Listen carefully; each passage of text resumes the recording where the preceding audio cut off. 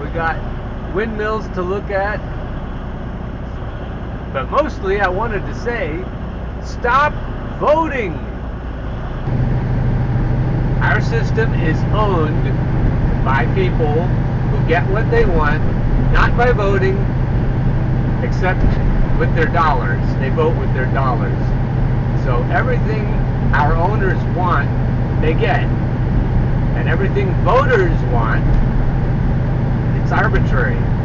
We only get what we vote for if we happen to align with the corporate interests. This is one of those roads in Pennsylvania where you can't drink coffee.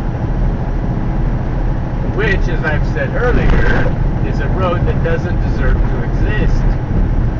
Josh Shapiro and Doug Mastriano both are running for governor in Pennsylvania. Mastriano says he will continue to, or will outlaw abortion. Current Governor Wolf is holding the line and says he won't outlaw abortion. Shapiro is a Democrat, says he will continue with Governor Wolf's stance. Josh Shapiro is the scum of the earth. I have personal experience with him. I filed a lawsuit against Millersville University, and Josh single-handedly made sure that my case didn't go to trial. This is my opinion. This is my guess that he was in contact with the judges. The appellate court also wouldn't take it to trial. And this is a case where the state is in collusion with the state system schools, and they're trying to save money, and federal judges typically side with employers anyway, so it probably wasn't much of an arm twist to make sure that my case didn't go to trial. The case was about my being bullied, mobbed, and harassed by my department and by administration at Millersville University. Needless to say, I won't be voting for anyone for governor, and I won't be voting for anyone for anything. And that's the main topic that I want to address. A little more background information is probably useful here. I had been a professor at Edinburgh University, which is in the Pennsylvania state system of higher education. Millersville also is in that system, 14 schools. And on the west side of the state, graduation rates were dropping faster than on the east side. So the state decided to close or consolidate schools on the west side. They also dropped degree programs wholesale. So they decided at Edinburgh, where I worked, to cut all the music degree programs and fire, basically, retrench is their word, furlough maybe is a good word, the arts professors that they found to be expendable, whether or not you had tenure, whether or not you've been promoted, as I had been, to full professor. They retrenched me out of order of seniority. So they tried to retrench me and leave another professor in who had less seniority than I did. And I took them to court over that, and that was settled out of court. They didn't like me for that. Also, I was a very active member of the union when I was a professor at Edinburgh, and they didn't like me for that either. I noticed in every negotiation our contracts would come up every 3 or 4 years. And every time we were negotiating, the governor always seemed to have something to say about it. In the backroom deals that were made, one in particular was with Ed Rendell, Slick Eddie, and our negotiations team, which was shady as fuck, made a backroom cigar chomping deal with Slick Eddie, and we ended up not going out on strike when we should have, and we ended up with a shitty contract. So what I've noticed is that the Board of Governors defers to the state of Pennsylvania. So we are state employees, or I was. There is currently light traffic on your route. And so if you have trouble at work, ultimately you're having trouble with the gaslighting psychopaths who run the state government. Just as with the federal government, the state government officials are owned, lock, stock, and barrel, by corporate entities. They don't answer to we the people. They answer to the corporations. They answer to big money. Big oil, big pharma, big agriculture, every big corporate entity that owns us and controls us and gaslights us and propagandizes us, they work for. They don't work for us. When gaslighting psychopaths' victims fight back, the psychopaths respond by further bullying, anger, intimidation, or they may even, if that doesn't work, try sucking up a little or paying them off out of court. So when we fight back, it is painful. We do pay the price. We suffer for it. But it's always worth it. You're also doing the right thing for all of the victims of the bullies. When someone is a rapist, when you look into it and check, there's almost always a pattern. There's almost never just one victim. So if you're the victim of a bully of any kind, you can be sure you're not the only victim. And I'm very sure, because in my case, there were a number of other older arts professors who have been bullied and harassed and mistreated with the same exact tactics that have been used against me, with investigations and bad job assignments, and it's just the same across the board. So I knew that if I stood up, I would be standing up on behalf of myself, but also on behalf of other people. And that works at the personal level too. If you have a partner who is abusive, who responds to things with anger and tries to put you in your place that way, you can bet that your partner does that to other people too. And I just think it's a good habit across the board, when somebody bullies you, that you should stand up and you should say, no, this isn't okay. No, it's not okay to treat me like this. When anyone who bullies you complains when you fight back, you should say, well, if you don't want the pushback, then don't bully me in the first place. Don't treat me as though I'm not valuable in the first place. I love this part of the river. This rest area doesn't fit trucks, obviously, but it's a great place to stop if you're not in a truck. So how does this apply to the governor's race?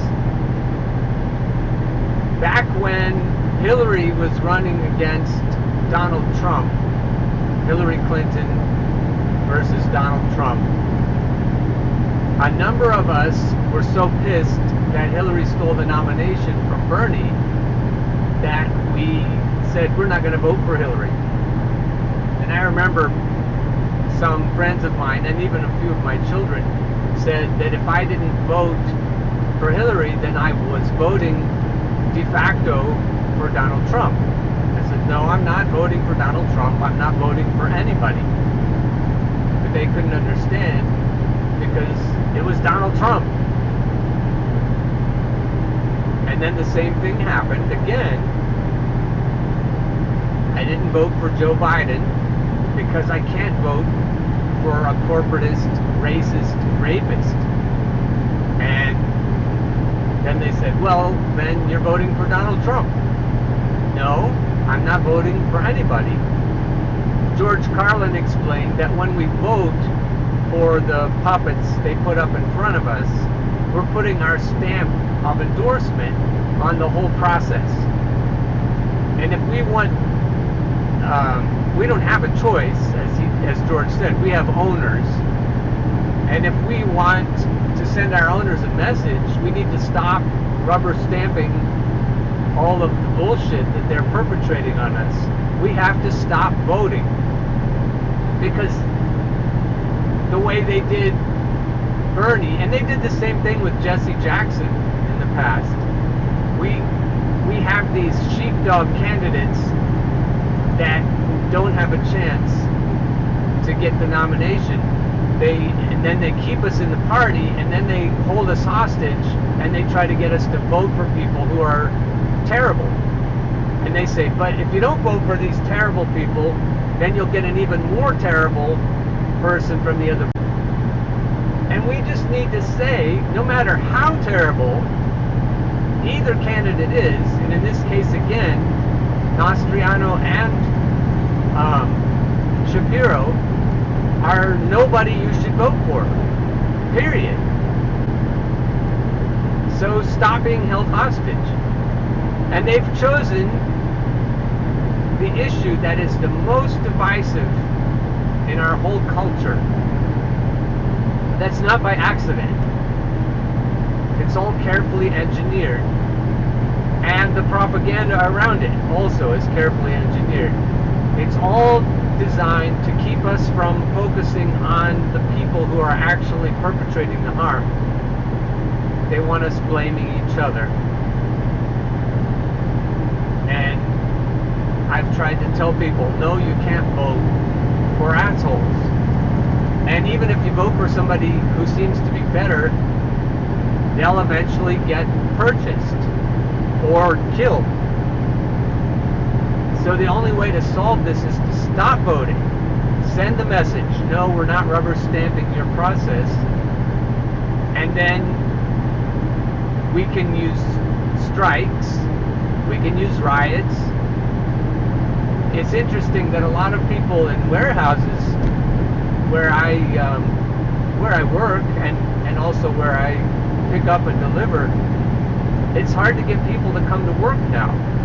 There are shortages of product, which really are shortages of labor. People look at the shitty jobs in warehouses and they say, I don't want to do that job. And they call off and they, make excuses, COVID being one of them. And we end up with shortages of labor. And this could be a huge problem. But if we figured out what we want, if we figured out what kind of treatment we want from our psychopathic owners, we could say, well, yeah, I don't want to do your shitty job. If you want me to do your shitty job, then I need health care. Or I need a living wage for a 40-hour work week, no matter what that job is. I think those two would be good. I want to be able to afford my my medications, my insulin. If I have diabetes, I don't want to die because I'm rationing my insulin. I want access to everything that rich people have access to in terms of being healthy. I want my kids to have straight teeth. I want my kids to have good dental care. I want them to have glasses that or contacts that they need. And I think and there's plenty of wealth. The workers in the world are generating more than enough wealth to pay for all those things. The problem is that the wealth isn't going to the people who are generating it. The wealth is going to the fat cats at the top. And the fat cats have this representative government system in place all across the world, where the representatives don't represent the people, they represent the corporations because of lobbying, because of the finances for elections. The way it works, it's not just a problem in the United States. Our elected officials who are supposed to represent us, I should have put the air quotes on, our elected representatives, they don't represent us. So voting is stupid. No matter how much they try to hold us hostage with various issues, they all, on those issues too, they always represent the owners. We need to figure this out. We need to wake up and just stop rubber stamping their process. And if not showing up for work is the way to do it, until they automate everything, that may be our last hope. And while we're demanding things, I think we need to demand that we take care of our planet. We need to stop burning fossil fuels. We need to stop putting poison in our food. We need to stop using plastics. Look at that river. We need to stop with who knows what's in our food, but also who knows what's in our drugs. We need full disclosure.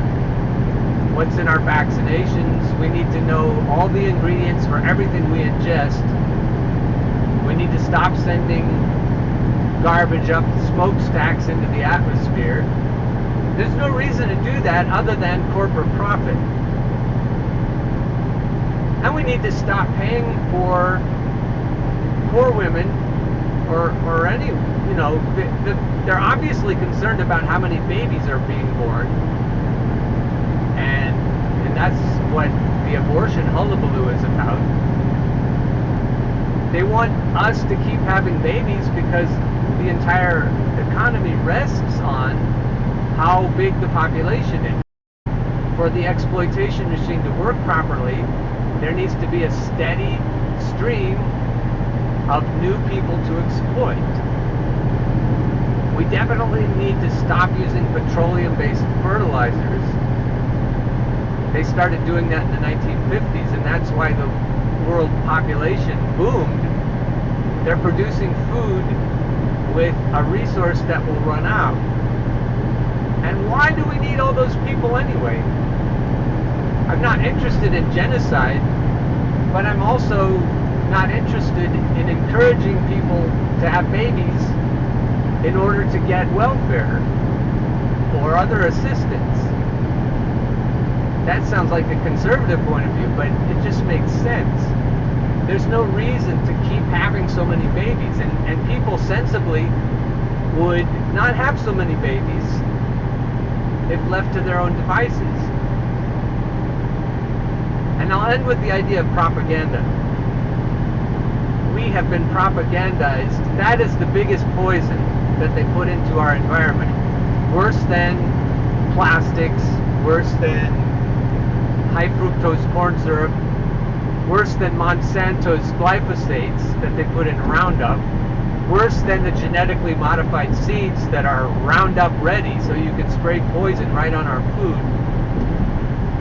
You know, worse than causing cancer is the whole machine that tells us what to think. And it works very well.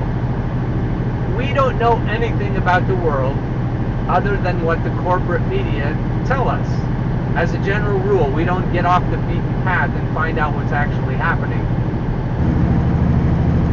And that's probably the biggest problem of all.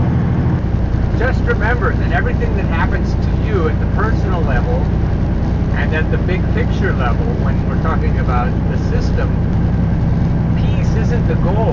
Keeping the peace isn't the goal. Causing disruption isn't the goal either. The goal is justice. The goal is getting treated as though your life matters, as though you are valuable, and that your fellow workers, your fellow peasants, as we were saying yesterday, that their lives are valuable. Whether you're working individually to be treated well, or as part of a collective, peace isn't the answer. Again, we remember Frederick Douglass. Power concedes nothing without a demand. It never has, it never will. If you are making demands of power, it's not going to be peaceful. It may be more fair, but it's not going to be peaceful. You won't avoid conflict. You won't avoid confrontation. We just have to get used to that.